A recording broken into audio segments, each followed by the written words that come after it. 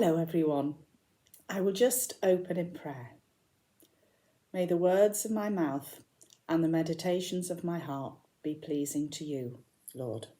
Amen. Last week I was fortunate enough to go to the Lake District for a few days with friends.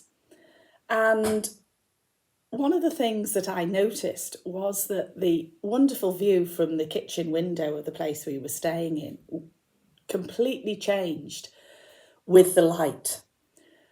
We did have quite a bit of rain and cloud, but then the sun would come out and everything changed, looked completely different. Jesus is the light of the world. And in John chapter 8, verse 12, it says, "I am the light of the world. Whoever walks with me will never walk in darkness, but have the light of life." Light can do several things. It can change the appearance of something, it can reveal something, and it can direct us. In the Lake District, the light changed the appearance of what we saw. There was clouds and rain, but as soon as the sun came out, we could see the contours of the mountains, the leaves sparkling on the trees in the sunshine. It was totally different. Paul, in Acts 22, verse 6, talks about how he was changed. He says, "About noon, as I came near Damascus, suddenly a bright light from heaven flashed around me. I fell to the ground and heard a voice say to me, 'Saul, Saul, why do you persecute me?'" And later in that chapter, he says, "Who are you, Lord? And what shall I do, Lord?" Paul was blinded by the light of Christ, and it changed him forever. Previous to this, he had been persecuting Christians. It is said he was there when Stephen was stoned to death.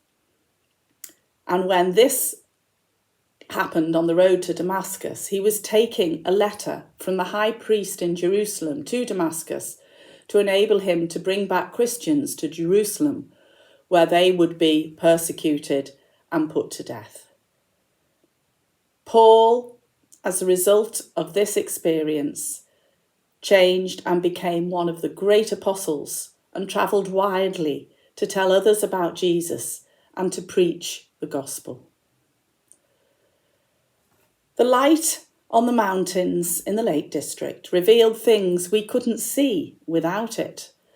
There were paths up the mountain, people, sheep, and the great depth and height of the hills there. When we become Christians, God's light reveals the truth of Jesus to us. In John chapter 8, it says, "Whoever follows me will never walk in darkness, but have the light of life." Darkness means the darkness of the world, sin, and ignorance of Jesus. Jesus can direct us. I didn't realise that people climb Fell, which is the highest mountain in England, in the dark every Saturday night. We could see Fell from the cottage, and they use torches, usually on their heads, and you can see them as you look out the window in the dark, wending their way up the mountain, because the lights make them obvious. I must admit, that's not something I'd ever want to do. Climbing in the day is enough for me, but people come from all over the place to do it. And those who follow Christ will never walk in darkness, as they are like the men carrying the torches, but it is not their own light, but the light of Jesus shining in their lives. He is the source of all light in the world. We do all struggle with darkness and difficulties in our lives at times.